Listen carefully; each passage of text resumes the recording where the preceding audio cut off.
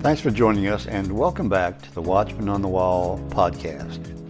Periodically, we'll bring you true stories of angelic encounters, heavenly visitations, near-death experiences, as well as modern-day prophecies that are relevant to us today. When we come back, we'll begin our next episode.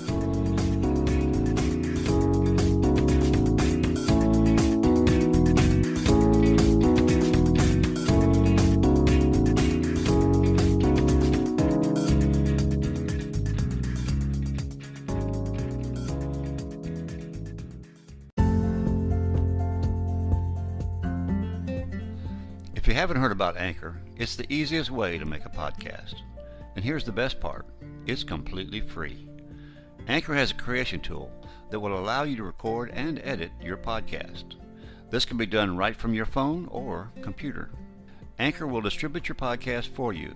This will allow it to be heard on Spotify, Apple, and many more. Now you can even add a song from Spotify to your podcast. You can make money from your podcast with no minimum listenership. It's the easiest way to make a podcast. So take a minute to download the Anchor app or just go to anchor.fm to get started.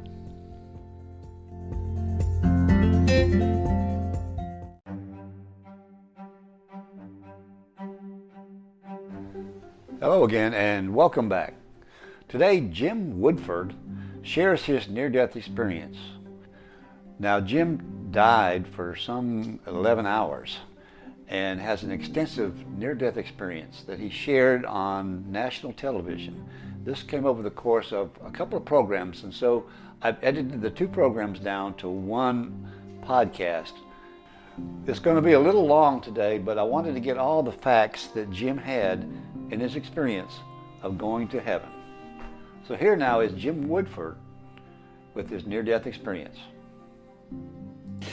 Well, he's a former airline pilot and businessman whose unexpected journey to heaven is impacting lives around the world, and we're excited to have him share his story with us. Please help me welcome Jim Woodford. Welcome. Ladies. Hello there. All the way from Canada. Yeah. Well, in 2014, Jim had a near-death experience and spent 11 hours in eternity. And during this time, the Lord showed him some of the wonders of heaven, along with giving him a glimpse into what hell is really like. And yes, there is a place called hell, and we don't want anybody watching to go there, and neither does God. Well, today he's here to tell us all about this supernatural encounter. Welcome. Thank you, Joni. Thank you for coming all the way from Canada, and your book, Heaven, An Unexpected Journey. I know we'll barely scratch the surface, so you're going to have to get the book and read every word in it. But we don't have a lot of time. We got to get you dead and back alive again. So I'm just going to recap. Jim was a very successful businessman and airline pilot. I mean, the Lord really blessed you, and all of a sudden, here you have a sickness that comes upon you, and they take you to the hospital, and they find out it's what? Guillain-Barré. What is that exactly? It's, in a nutshell, it's the myelin, your own autoimmune system attacks the myelin sheath on your brainstem, and it's as though you took an electrical cord and cut all the insulation off, and all the signals go wild. Tremendous pain, paralysis, difficulty speaking, you name it. It's bad. That had to be a devastating blow for you, because here you had been airline pilot, very active, and all of a sudden it just kind of brought you to a halt, didn't it? Yeah, and I ran a number of businesses, and I was called Diamond Jim, because whatever I touched turned to diamonds. Wow. So where was God your death? Because you're going to die. He's going to die in just a little bit. But before that, when all those years of being successful, and then finding out you were sick, finding out what you had, where was God in the picture? I mean, how did you see God? I was raised in a Christian home. My family were Catholic, and I had a good upbringing. But as I got older, I suppose like many of us, I gravitated toward the business of making life and making success, that sort of thing. So, and with my success at whatever I attempted, I developed an arrogance. And slowly, I suppose like everyone, I hoped that someone was in charge of the chaos. So I wasn't an agnostic, but I certainly wasn't a true believer. Okay, so let's jump ahead if we could a little bit, because I want to make sure and get all of heaven in, because it's so amazing, the story. You sell a piece of land, and you're out of the hospital, but you're addicted to painkillers because you had pain like 24/7, right? Yeah, and it wasn't nuisance pain. It was incredible pain. Debilitating. I mentioned to you one time that I actually kept a leather strap by the bed to bite on to keep from screaming in the night and waking the family. Oh, my goodness. So, but you know, never once did I call out to God in my stupidity and my arrogance. Oh, wow. But boy, did I learn quick. Okay, so you got addicted to painkillers because, of course, that's how he would function through the day. And so eventually, I guess you built up a resistance and you needed more pain medicine and more pain medicine. So on this particular day, you hadn't been driving or anything, but you were going to look at a piece of property that you had sold. And because it was back roads, you were going to just go in your truck and make sure the markers were correct. So pick up there and take us through what happened. And so it was late in the afternoon. Sun was starting to set, and I drove to this site, and I parked the truck.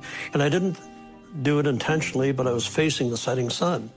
Little did I know the sun was setting on the day and on my life. And I was trying to get up the energy to get out of the truck. I felt so sick, and I had stashed some more medication, and I realized I'd already taken more for the day. But you know, pain is a terrible thing. It drives you, and I just wanted the relief, and so I took more, and I sat back waiting for that to happen.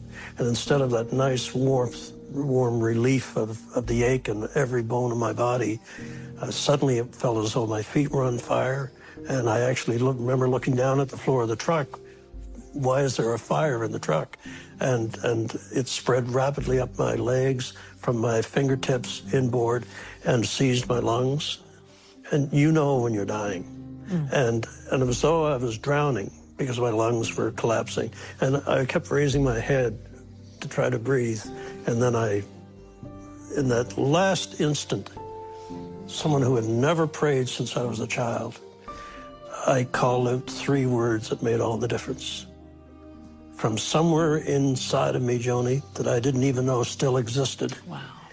I became instantly aware of all the time I had wasted, and all the help that I could have been to people, and all the kindness I should have shown. And instead, I was completely absorbed in my own wealth and arrogance. And I cried out, God, forgive me. Those God, 3 words. Forgive me. And I remember my hand was shaking as I tried to reach out to God, and I fell forward and collapsed on the steering wheel. Yeah. So then what happened? I can't tell you exactly how long I was over the steering wheel, but I remember waking up, and the first thing I noticed was that I had no pain. This thing that had ruled my life for 4 years, I had no pain. It was as though I had taken off a heavy, wet overcoat and the pain with it. I slid out of the truck. I walk about 15 feet away, and I feel incredible. It's a spring evening in April. I can hear the birds. I can smell the grass. And for the first time, I have no pain. And I looked down at my feet, and it's as though I can see through them. And I, of course, rationalized it and thought, boy, that medication was powerful, but it worked. Yeah. So I'm just standing there absorbed in the feeling of being healthy again. And I turn and look at my truck, and instantly I'm filled with rage because someone is in my truck. Not only that, he's sleeping on the steering wheel. And so I turned to go over there and just do what guys do and tell him I didn't appreciate it. And have you ever had a dream where something's chasing you and you can't move your feet? Yes. That's what it was like. But I managed to inch a little closer, and I look up, and I words fail me to describe to you the moment when I look into the truck And that realization that that body leaned over the wheel of that truck is not a stranger. It is me. And I know it's me because my head is this way on the wheel and there's blood gushing from my mouth. Wow. Wow. But in my arrogance and my, ability to fix anything, fly anything, do anything, I thought if I could just get over there and get back in my body, everything will be okay. Little did I know it was not okay. Suddenly I began to rise and I'm floating upwards and I'm looking down at the truck. I could see my body through the rear window of the truck, and and I'm very aware of the altitude as a pilot, and I get up there and I tilt my head back. This beautiful golden circle appears in the sky like a gigantic wedding ring, 60 feet in diameter. The center fills with gold, and then the gold swings back. And then, as though I had hit all the thrusters on the jets on the aircraft that I used to fly, I went at tremendous speed into that tunnel of light. I'd heard the term before, tunnel of light, and I think most people have, but that's exactly what it was. It's a corridor to another place. And sometimes, and it was almost instantaneous. I went through it. The strangest thing, Joni, was typically, if you're going fast, you hear the speed of the wind, you feel the wind on your face, nothing, just silence. I come to a door, and it's covered in mist, a door or a portal, and I lift. I know I have no choice but to go through because the tunnel is closing behind me. And so I step through, and it's misty, I cannot see, but I look down at my feet, the mist starts to clear, and I can't believe it. I'm standing on the most incredible, beautiful green grass I've ever seen. Each blade lit up. And I now know what they mean by the saying, the grass is always greener on the other side. They're talking about heaven. Yeah. And I look up and the mist clears and I get my first gaze of paradise. But there's something interesting. On the right, there's this beautiful field with flowers and mist and a beautiful blue sky, but curiously enough, no sun. And as a pilot, that's the first thing I look for to orient myself. Am I northwest? Am I southeast? And I'm looking for the sun. But as my gaze traversed to the left, that beautiful green grass went from green to scorched to brown to scorched to black and dropped off in a crevasse. I've always been an inquisitive person. I couldn't get over the dichotomy between the two vistas. And so I walked over very carefully and looked down this pit. And the walls were like black anthracite coal and slippery. And as I look, there's a dim flicker of a red light, not unlike a campfire you would see in the distance on a summer night. But it started to grow larger. And then I heard something really strange, the sound of two large doors creaking open on hinges that had not been oiled for a long time. And along with that came, the flame grew. So looking down, the doors were sideways and the flame grew greater. And then I saw something, to my shock, amble out from this, and it was massive. It was a creature that Hollywood couldn't replicate. The most disgusting looking creature, large, with a body of fire and smoke. Yet it had features not unlike a hyena. Oh, wow. And it was clearly sniffing and searching for something.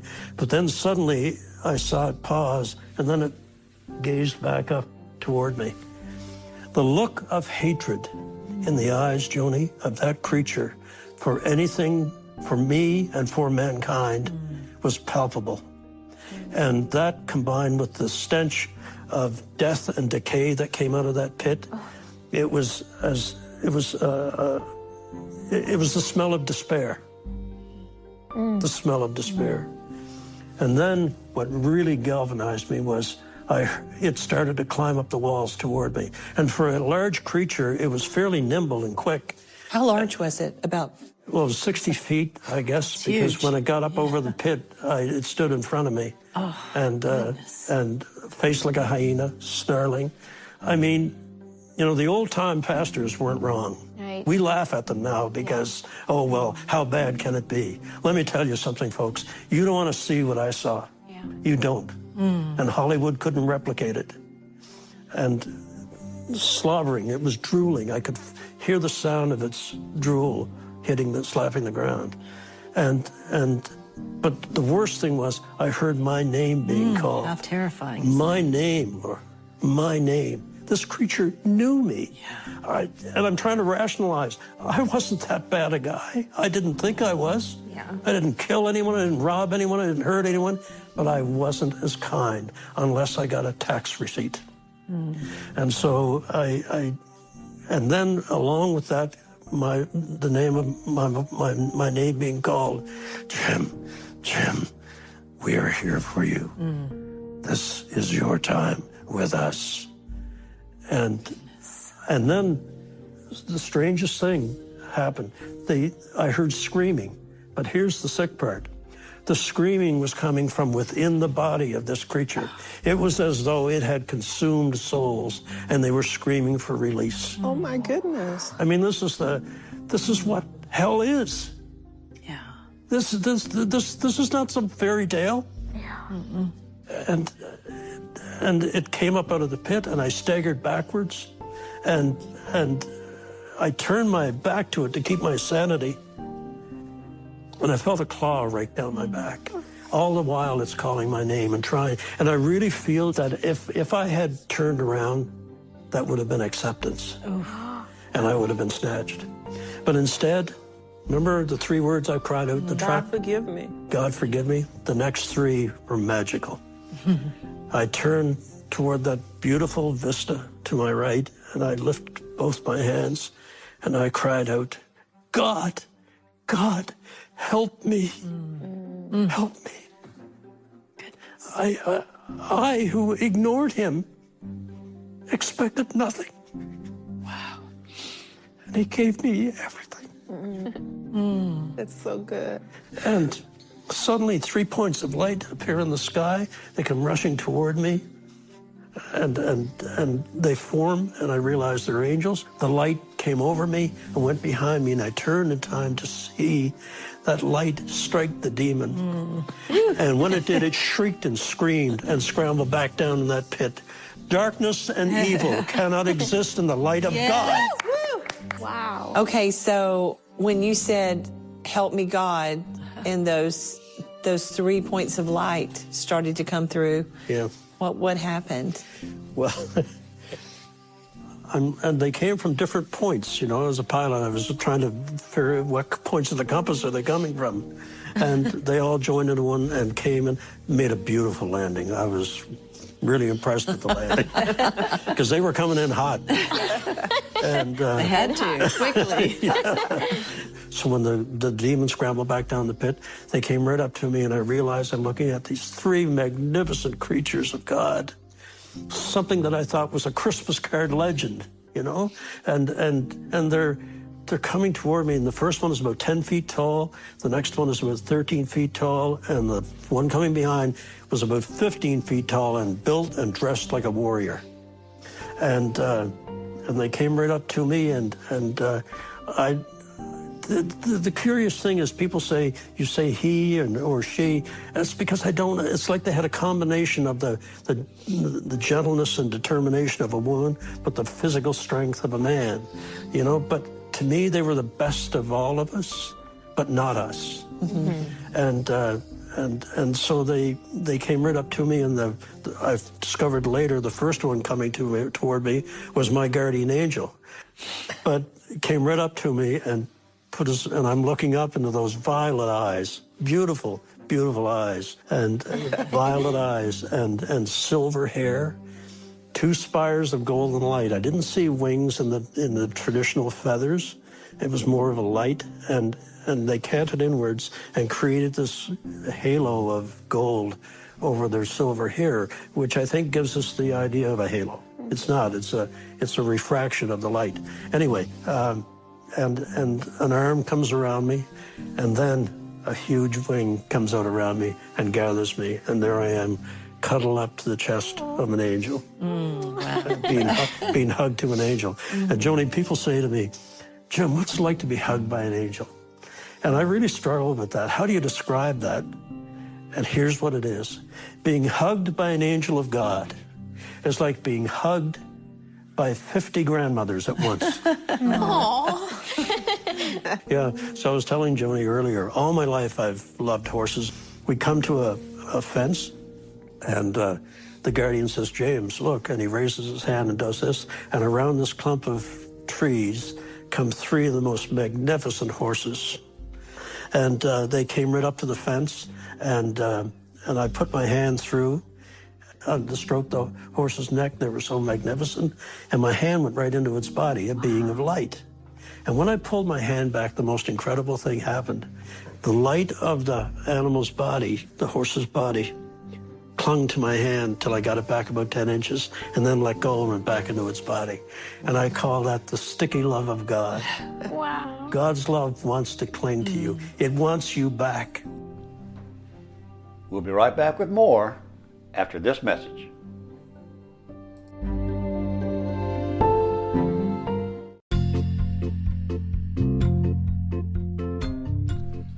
Hello again, this is The Watchman.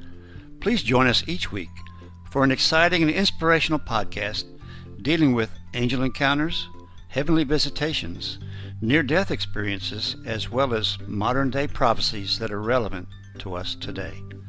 So tune in each week and share it with your friends. After all, they could use a little inspiration in their life, too. That's the Watchman on the Wall podcast, and now you can find us on YouTube.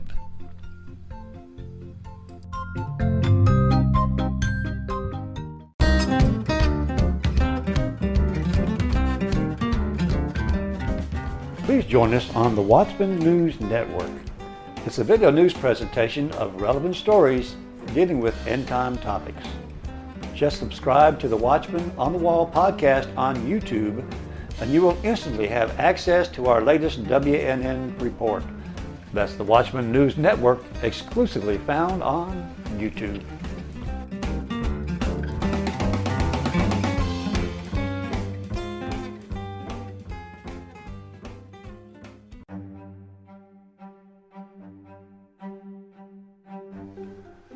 We return now with Jim Woodford telling his story of being in heaven. People ask me, did you see your family, or because my dad died when I was 2, and I said no, and I said I didn't realize it at the time, but I realize now you can't step on the ground of heaven and ever come back out. Once you go through the second veil, you don't come back out. But the guardian asked me to hold his cloak, and I held it, and suddenly we're above, and he made a motion, and I thought at first it was a reflecting pool, but then it opened up, and I'm looking at heaven, and so he's flying, and I'm hanging on. Wow. And I get this aerial view of heaven, which with video games, a lot of people can relate to. Yeah. And but again, he knew that the focal point for me as a pilot was I was used to looking at the ground from 30,000 feet or less. And so I'm shown how the city of heaven is laid out, and the size of it, and the enormity of it, and the citizens of it. And I have to tell you this, and my vision had changed. I had almost like an omnivision, and I could focus on the mountains of heaven and see the petals on a flower, or look back down and see the face of someone. As people say, well, that sounds confusing. It was no worse than texting and watching TV, Yeah. It was second nature. And we see all these magnificent buildings, but I have to tell you quickly this one thing, because so many women have come up to me crying to tell me that it gave her hope. And what I saw was not just the halls of learning, the halls of music, the halls of records, the halls of healing. I said, why would you need a hall of healing in heaven? He said, James, many times people come to us very quickly, as you did, in tragic circumstances. And we need a period of reflection and healing for their soul to understand what happened and what happens next, and that they are cared for and they are loved and they're to their forever home. And so it was just amazing to see that. It really was. There was one particular building that stood out. I'm trying not to make it sound Las Vegas-y. It had a kind of a pink and blue aura to the building is not stone, it's carved from light. Everything is light in heaven.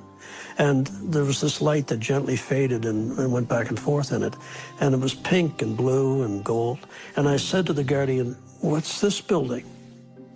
And he said, "That, James, is the nursery." And I said, "Nursery in heaven?" And he said, "Yes, this is where the souls of aborted children or children who have died at birth or in their innocence through disease or accident. And those little souls are precious to God." Or even miscarriages. Because, and miscarriages. Because you Absolutely. said that the soul is created at the time of conception. Yes. That there's a light that comes from God into that eternal soul. Exactly, Amazing. exactly. And so that's gathered back. And I remember saying this to the guardian. I said, are they like children on earth? And he looked at me with this little smile. "Oh, yeah." That's what I was going to ask. Are they still like babies?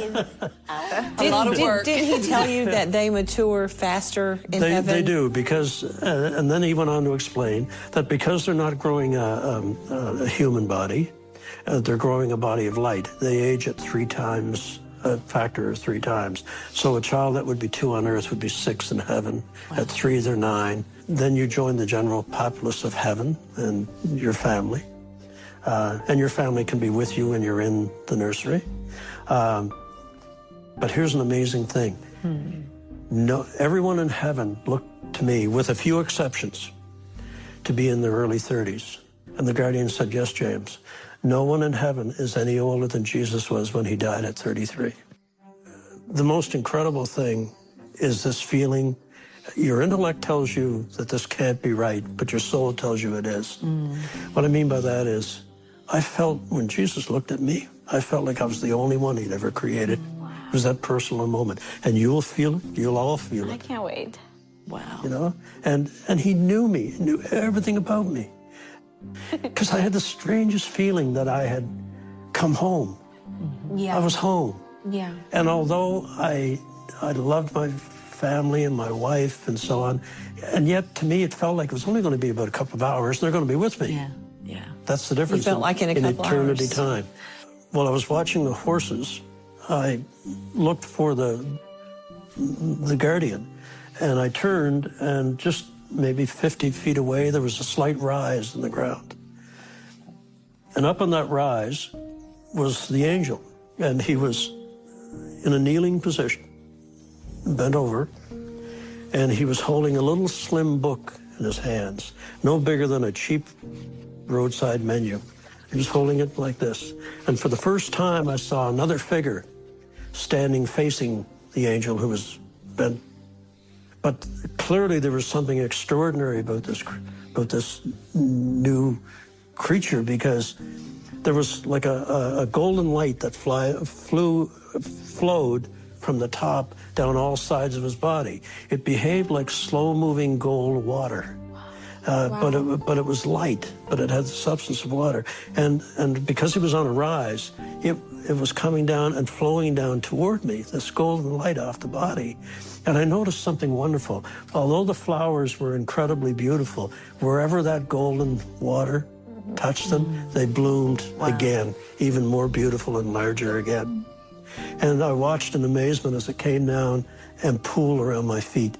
And it was at that moment that the guardian looked at me with those violet eyes, holding the book up.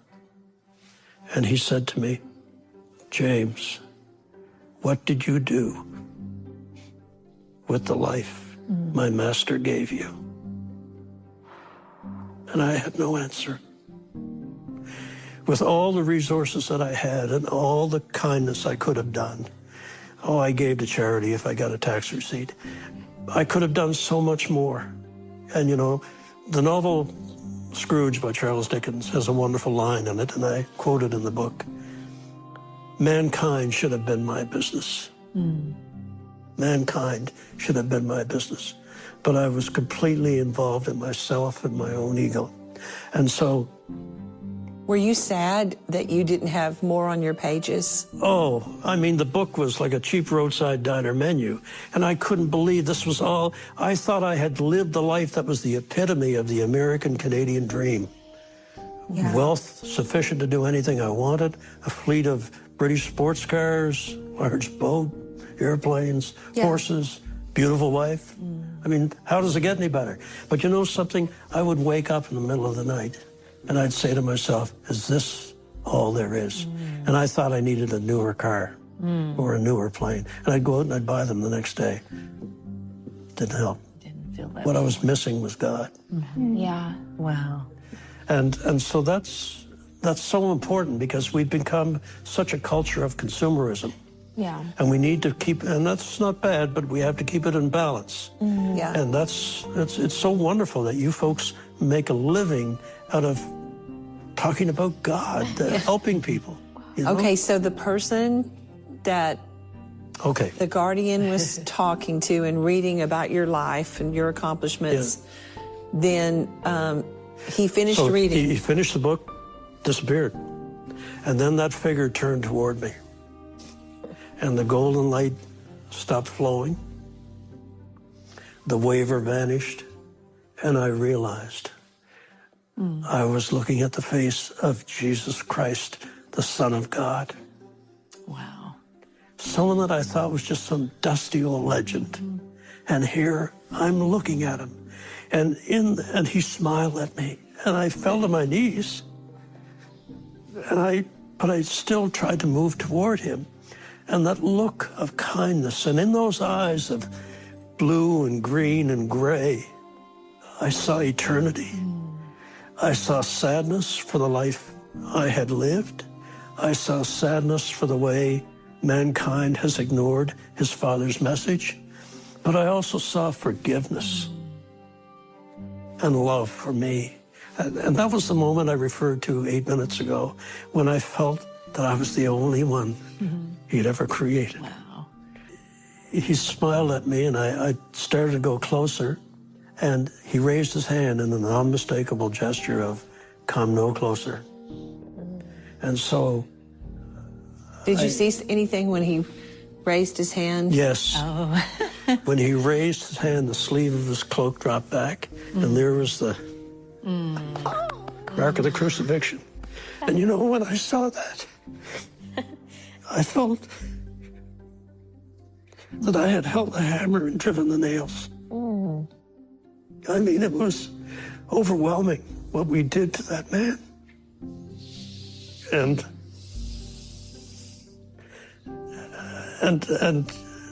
But he forgave me, you know. He forgave all of us. And what did he say to you? Because he said it's not your time. He looked at me, and then I realized, and he smiled even wider, and then he said, he gently nodded his head, and then he said to me these words. Now, his hand was still up in a motion not to come forward. He said, James, my son, this is not yet your time.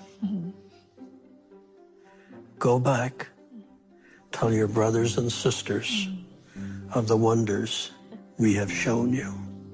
My goodness. And his hand came down and folded over his left. And then the full enormity struck me, that I was being sent back, that I wasn't being allowed to stay. And I started to beg, I started to plead, I started to cry. Don't send me back, please, Jesus, don't send me back. Do y'all see that no one wants to come back from This there? is what I've yearned for all my life, please. And then I said this, which I'm eternally ashamed of. I said, please don't send me back, please, don't. Let me stay, I won't be any trouble. And suddenly 2 angels are beside me, and I actually wrestled with them to try to, which was kind of useless. But as they moved me away, I looked back over my shoulder to plead one more time, and Jesus was gone. But standing exactly in the place where Jesus had stood was the warrior angel. And all of a sudden, he began to grow. He was already 15 feet tall, and he let out these wings to their full wingspan, 12 feet on either side, and the wings opened up like this, and he glowed like the sun. And the message was, the way forward for you is now closed. Wow. You know, we've got it all backwards. We think we are humans with a spirit or soul. We're not. We are spirits and souls encased in a human body. That's true. We got it all backwards. That's true. Our real home is there, not here. And so there's that. There's this incredible peace and the infinity of love. Endless love. And that's, you know, that's a word we throw away so easily. I love Doritos. I love this. I love that. I love God. Oh, that's nice. But the love that he has for us is beyond any love we've ever experienced. The closest thing that we have on earth to God's love for us is a mother's love for her child. We came from him. Your child comes from you. But you've got to go back. So what did that look like? What did it feel like? Well, remember how beautiful it was going up? Yeah. Not so beautiful coming back. All of us, and it was instantaneous. Like suddenly I was in a tunnel, and it's wet and cold and painful. And I shouldn't say this on TV, but honestly, I felt like I was flushed.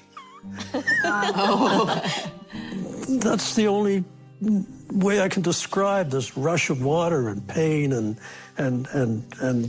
I guess I found out after that was the very instant that this young nurse who was on that night had decided to look in on me because she heard the machine beeping that I was evidently giving a signal that I was trying to breathe on my own. Yeah, and you know, I even talked to the neurologist. You're on life support, yeah. After, and I said, look, it's important for me. I had this incredible experience. I know it's real, but tell me, was I dreaming? Was I hallucinating from the drug that I took?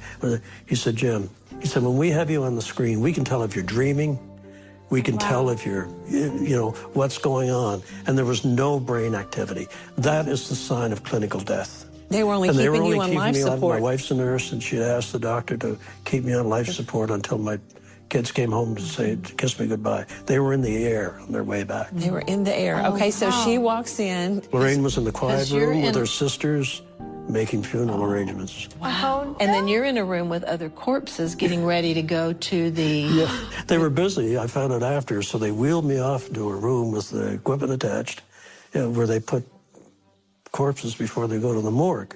I don't recall any of them saying anything. But that's how dead you were. But you still had all the equipment was still... Yeah, that's mobile. Okay. Yeah, it's a trauma group. So the nurse comes in because she hears the beeping. And what happened? And I guess it was this very instant, because the lights were off, she flashed on the lights, and at that moment I come screaming up off the gurney.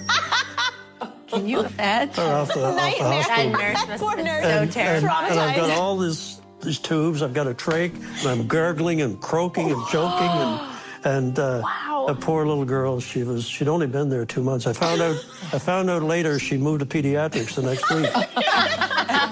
You broke her in really fast. What did she do? Did she pull the tubes out, or did you pull them Well, out? they all came running. Yeah. And Including your wife. and my blood, I went from purple because all the blood, when you die, all your blood goes to the bottom part of your body.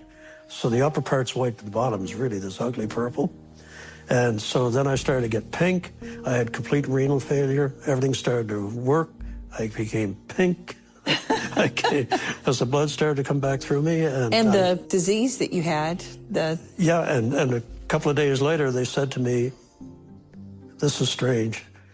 We find the markers in your blood for the Guillain-Barré, but you had no symptoms. Healed. healed. Praise God. Yes. Okay, so they had to take all the tubes out and all that, but your wife came running in there. Yeah. And what so what did they you went say? and got her, and the choir said, Lorraine, come quick, your husband's reviving. and she had just, been told hours before there was no hope, and if he did come back, Yeah. he'd be a vegetable. Yeah. And that was my greatest fear. Yeah, so And you said- Lorraine climbs up on the bed, and I look at her pretty face, and eventually they see my blood pressure stabilized. They removed the intubation, and I look into her pretty eyes, and I said, Lorraine, I saw Jesus, and Jesus has horses. And she's probably thinking at that point, okay, this is... Well, she told me after, I was watching you carefully because she's a nurse, and she's, people that have been supposedly brain dead come back with all kinds of... Yeah. But I had these incredible stories of light and beauty and What about she your had been kids? praying for you all those years. I found out after, God bless her, how I ever convinced that girl to marry me is beyond me. But I'm the patron saint of lost cases, I think. But she had prayed for years.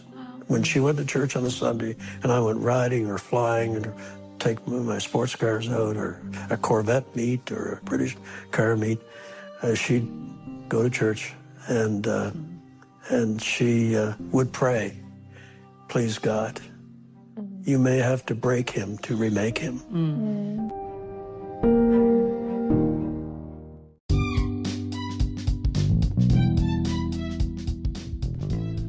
Hello again, this is The Watchman.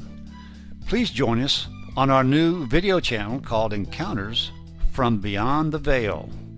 It's the same exciting content as our audio podcast, but in a shorter, but yet a video format. Also, please subscribe so you won't miss any of our episodes. That's Encounters from Beyond the Veil, exclusively found on YouTube.